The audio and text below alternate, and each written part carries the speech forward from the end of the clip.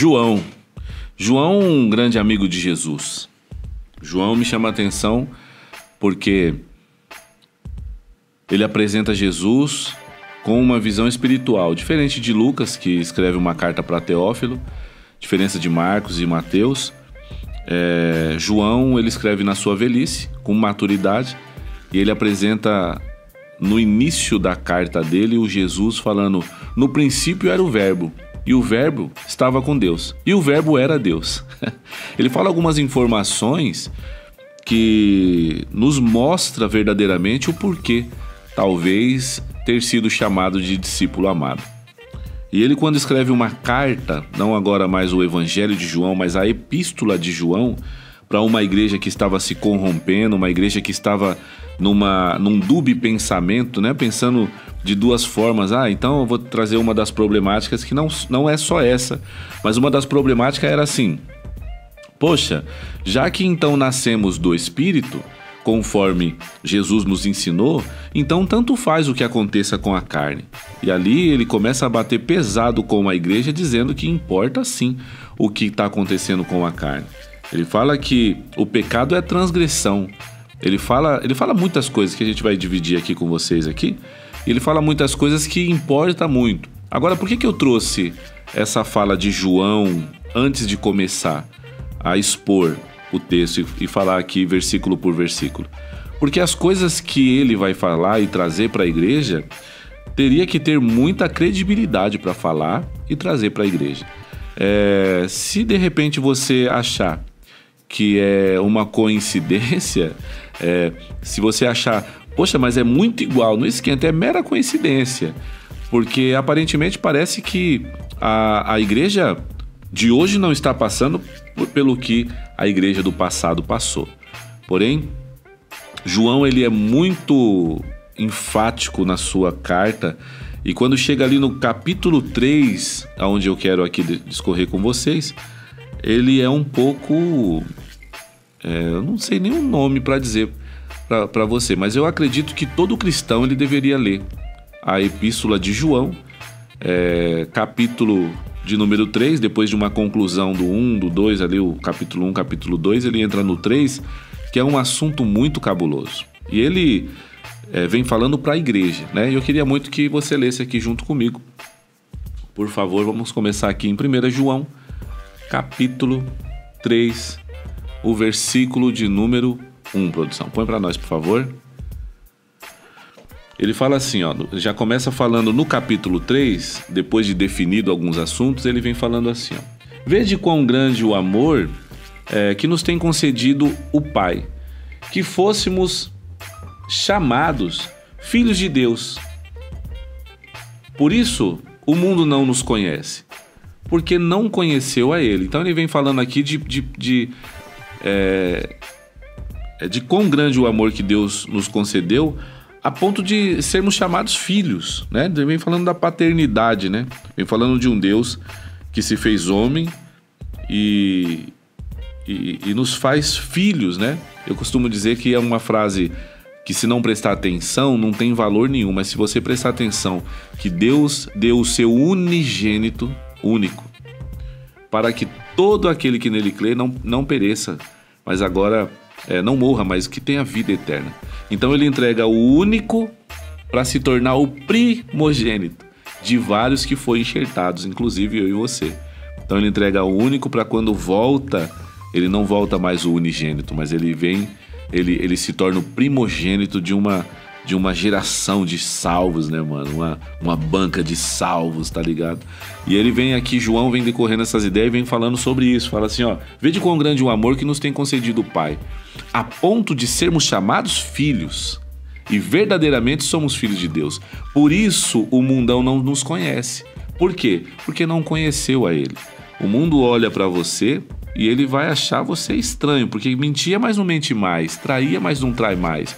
É uma cultura que era do mundo, mas agora você entra numa cultura do reino, e o mundo não te conhece por um motivo, porque não conheceu quem é o seu Pai e o que o Pai te tornou. E a continuidade é 1000 graus, olha 2. Ele fala assim, Amados, agora somos filhos de Deus, e ainda não se manifestou o que haveremos de ser, mas sabemos que quando ele se manifestar, seremos semelhantes a ele, porque assim como ele é, então nós o veremos. Isso aqui é muito importante que você saiba que eu sempre falo sobre uma semântica. E a semântica, ela mostra uma história num todo, onde você consegue entender uma sequência. E essa sequência faz com que você não se embarace em versículos como esse, que fala assim: amados, agora somos filhos de Deus e ainda não é manifestado o que havemos de ser. Mas sabemos que quando ele se manifestar, seremos semelhante a ele, porque assim como ele é, então o veremos. Um pouquinho mais para frente você vai ver ele falar que ele se manifestou, Jesus se manifestou para tirar as obras do diabo sobre a nossa vida, as condenações, as obras do diabo e tal. Então, quando eu junto aquela lá, que ele se manifestou, e essa aqui, quando ele vai se manifestar, se eu não tenho uma semântica, eu nunca vou entender que ele já se manifestou na cruz e ele vai se manifestar na sua volta. E aqui ele está falando, e ainda não é manifesto o que haveremos de ser, porque quando ele vier, então o veremos semelhante veremos então ele semelhante. Então ele se manifestar, seremos semelhante a ele. E assim como ele é, então finalmente o veremos. E aqui o começo aqui fica falando: agora somos e ainda não é manifesto, mas voltaremos a ser semelhante. Aqui entra naquelas ideias que a gente sempre conversa sobre. É importante que você saiba que perdemos a imagem de Deus. Depois da queda temos a imagem e semelhança do Adão caído, por isso engordamos, por isso o dente dói, por isso ficamos careca e etc e tal. Mas agora estamos, graças a Jesus, indo atrás da semelhança de um varão perfeito. E isso só vai acontecer novamente quando Jesus se manifestar. Então finalmente o veremos como ele é. Coloca o 3, por favor, produção. Importante que você venha acompanhando aqui, porque esse livro foi um dos livros que me fez tomar a atitude de aceitar a Cristo e tomar um posicionamento na minha vida. Ele fala assim no versículo 3: e qualquer que nele tenha a esperança de ser filho de Deus, então faça assim uma coisa: purifica-se a si mesmo, como também ele é puro. E aqui é 1000 graus, porque eu costumo dizer que Deus ama demais quando a gente fala sobre evangelismo, é junto. Sobre oração, é junto. Ceia só tem sentido se for junto. Não é importante o que está na mesa, mas é o que está em volta da mesa, a comunhão e tal, e etc. E quando ele fala sobre purificar-se, ele já chama num pessoal e já deixa claro: não queira fazer pelo seu irmão uma coisa que é decisão que você tem que fazer. Olha que louco. E qualquer que tenha a esperança então de ser filho de Deus, purifica-se a si mesmo, como ele também é puro. É um bom parênteses para falar para você: para de querer fazer com que o outro seja aquilo que talvez nem você seja.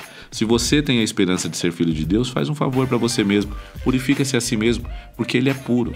Isso é 1000 graus, não é? Continue, por favor. Verso 4. Ele fala assim: qualquer que pratica o pecado também transgride a lei, porque o pecado é a transgressão da lei. Continue.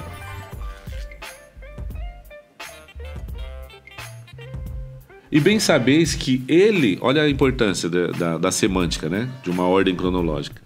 E vocês sabem bem que ele se manifestou para tirar os nossos pecados, e nele não há pecado. E agora? Se manifestou, vai se manifestar? Que conversa é essa? Não, ali ele falou que o dia que ele se manifestar, veremos novamente. Então, quando ele voltar, e aqui ele está dizendo que ele se manifestou na cruz, se manifestou. João escreveu em uma época que é depois da entrega de Jesus na cruz e, claro, que antes da volta de Jesus. Olha que interessante. Então, a manifestação que ele está dizendo aqui nesse texto, ele está falando que ele se manifestou na cruz para tirar os nossos pecados. No versículo em que eu falei anteriormente, ele vai se manifestar, e quando ele se manifestar, então seremos semelhante a ele. Pode passar, por favor, produção. Me ajuda aqui. E aí ele vem falando aqui no 6, que é uma das paradas que mais me amassou. Mais me amassou demais isso aqui. Ele falou assim, ó: qualquer que permanece nele não pratica, não tem mais a prática do pecado. Mas qualquer que permanece em pecado não o viu e nem o conheceu. Aqui é uma parada tão mil grau que João começa a dar uma apertada, porque até o versículo atrás a gente podia dar os glória. Ô, glória, é isso mesmo, eita, glória. E aqui diminui um pouco alguns glórias dados, principalmente nas igrejas que a gente tem pregado. E ele fala aqui, ó, qualquer que permanece nele não tem mais a prática do pecado. Errar é uma coisa, mas permanecer fazendo, praticar e continuar praticando, aquele que então permanece nele não faz mais isso. Qualquer que permanece então praticando o pecado, não o viu e nem o conheceu. Talvez essa parte aqui é uma das partes mais... Não é porque tem as coisas mais doídas pra frente, mas cara, de saber que algumas pessoas falam, eu preciso voltar, e talvez não tenha que voltar para um lugar que você nunca teve, é um pensamento que deixa um braseiro na nossa cabeça, né? Em saber como que é a nossa vida, como que temos vivido. Qualquer que permanece nele não pratica mais o pecado, mas qualquer que vive praticando esse pecado não o viu e nem o conheceu. Depois que João bate, olha o que ele fala. Continua para mim, por favor. Olha o que ele fala depois que ele amassa, ele vem falando assim, filhinhos. Filhinhos não, né, João? Ô João, filhinhos não, né, João? Filhinhos, ninguém vos engane. Quem pratica a justiça é justo, assim como ele é justo. Aqui eu vou abrir um parênteses para você entender uma parada importante. A justiça no Novo Testamento, a maioria das vezes, está direcionando diretamente a justiça que foi feita na cruz. Se foi feito justiça é porque um dia foi feito injustiça. E é injusto que um homem peque e a humanidade inteira morra. Sabe algumas perguntas que a gente costuma dizer? Poxa, então o cara comeu o que não devia comer, a esposa dele deu pra ele uma coisa que não deveria ter dado, ele não foi homem, porque quando Deus chama pra trocar umas ideias, o que ele faz é continuar perdido, acha que resolve o problema tampando a sua nudez, e aí ele pega, não é homem, culpa a mulher culpa a cobra que Deus criou, culpa a Deus porque criou, e peraí, aí quem morre é nós? Verdade, é injusto, mas... assim como por um homem entrou o pecado, por um homem também saiu o pecado. Então, o Espírito Santo que hoje vive em nós, ele convence-nos do pecado, do Adão na terra, da justiça de Cristo na cruz e do juízo que vai acontecer assim que fecharmos os olhos. Então, aqui quando fala sobre justiça, você tem que lembrar, sempre que você lê no Novo Testamento, a palavra justiça, leve para o plano de salvação e aquilo que foi feito na cruz do Calvário, justificando, não porque você merece, mas ser justificado pela graça. Entende isso? Não esquece nunca. Então ele fala assim, ó, filhinho, ninguém vos engane. Quem pratica a justiça é justo, assim como ele. Jesus também é justo. Continue. Agora aqui ele já dá continuidade aqui. Quem pratica o pecado, aí já pega pesado, é do diabo. Porque é o diabo que peca desde o princípio. Olha que coisa boa agora. Mas para isso que o Filho de Deus se manifestou. Para quê? Para desfazer as obras do diabo. Isso é 1000 graus, isso é para dar glória. Porém, quem sou eu, voltando no 6, né? Aquele que permanece não, aquele que está nele não peca, mas aquele que permanece no pecado não viu e nem o conheceu. A continuidade, por favor. E aqui o verso 9. Qualquer que é nascido de Deus não permanece mais em pecado, porque a sua semente permanece nele e não pode mais pecar, porque essa pessoa é nascida de Deus. Aqui fala mais sobre batismo, fala aqui a sua semente, né, de sêmen mesmo, e o batismo tem muito a ver com isso. Eu nem vou entrar nisso porque alguns irmãos aí na internet foi falar uma coisa dessa sem explicar teologicamente, virou bagunça. Eu não quero nem que viralize isso. Isso aqui é mais explicação mesmo, é mais um bate-papo para esclarecer algumas coisas e certeza para talvez você que não conheça passar a conhecer pelo menos um pouco mais. Aí vem o versículo 10 e o 10 é muito forte. E aqui ele fala assim, ó: dessa forma, nisto são manifestos, é dessa forma que você sabe. Então vamos ler como está. Nisto são manifestos os filhos de Deus e os filhos do diabo. E aí, mano, aí você tá de brincadeira. O diabo tem filho? Poxa, isso aqui me fez pensar demais. Porque, olha que eu vou dar continuidade para explicar. Nisto são manifestos os filhos de Deus e os filhos do diabo. Qualquer que não pratica a justiça, lembra do que eu falei sobre a justiça? E não ama o seu irmão, porque a justiça foi feita para que a gente volte a ter relacionamento. O Cristo morreu para que a gente tenha relacionamento. Um relacionamento eu e Deus, um relacionamento comigo mesmo, cabuloso por saber o preço que foi dado ao meu favor. Quando eu sei que o meu preço foi sangue, eu sei quanto eu valho. Eu sabendo quanto eu valho, eu começo a me amar. E aí faz sentido o mandamento de Jesus, amar o próximo como você ama a si mesmo. Consegue entender? Então os relacionamentos, a morte de Cristo foi feita para reestabelecer relacionamentos. Eu e Deus, eu comigo mesmo, sabendo quem eu sou, identidade, nova identidade. E logo eu não vou amar ninguém sem esperar. Logo eu não vou amar ninguém esperando nada em troca. Porque eu já sou grato, porque eu fui amado quando ninguém me amava. E aí ele vem falando aqui, ó. Qualquer que não pratica a justiça, ou seja, não pratica o perdão que a cruz trouxe. Entende? Fui perdoado na cruz, mas não perdoo ninguém. Até o Pai Nosso fala isso, né?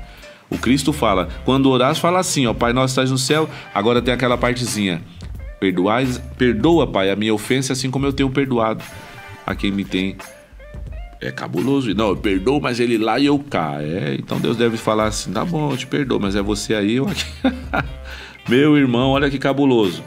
Aquele que não pratica justiça e não ama seu irmão não é de Deus. E se você não é filho de Deus, começa o texto de novo, olha lá. Nisso são manifestos os filhos de Deus e os filhos do diabo. Qual é o papai que você chama à noite? Meu irmão, vou parar no versículo 10. Na próxima eu falo do 10 até o fim. Que Deus abençoe. Tenho certeza que o Papai do Céu deve ter trocado umas ideias da hora com você. Cuidado e pense um pouquinho. Qual é o papai que você tem chamado à noite? Aceita a justiça de Deus, que é o perdão de Deus através do seu filho, que era unigênito, mas se tornou primogênito, porque nós fomos enxertados e somos co-herdeiro em Cristo Jesus. Não é mérito seu, porque você não merece, mas é a graça. A graça é aquilo que você não merece, mas é um favor que você não merece, mas assim mesmo Deus quis te dar. O único filho, por amor a você. E todo aquele que nele crê não vai morrer, mas pelo contrário, terá vida eterna. Mas a decisão sempre vai ser sua. Deus abençoe, tamo junto. Paz.